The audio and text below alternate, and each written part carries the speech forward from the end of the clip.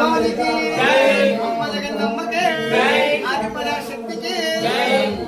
ఏదైతే ఈ వేళ అనకాపల్లి జిల్లా దేవరాపల్లి మండలం వేచలం గ్రామంలో ఈ గ్రామానికి ఉత్తర భాగాన్ని ఉన్నటువంటి శ్రీ దుర్గా మల్లేశ్వర ఆలయం, ఈ ఆలయం నిర్మించి 32వ సంవత్సరం పూర్తవుతుంది.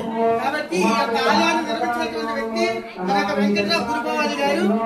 ఈయన ఆల్ ఇండియా భవానీ గ్రూప్ ఏదైతే ఉందో దానికి అనకాపల్లి జిల్లాకు అధ్యక్షులుగా కూడా ఉన్నారు.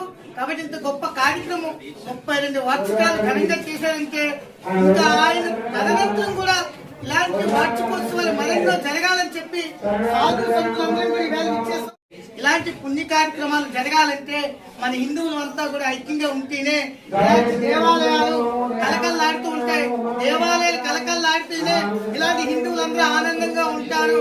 కాబట్టి గుర్తు పెట్టుకొని మనం అందరం కూడా ఐక్యంగా ఉంటూ మన పండుగలు మనం చేసుకోవడానికి ముందుకు వచ్చి ధైర్యంగా ఉందాం. జై బోలో భారత్ మాతా కీ.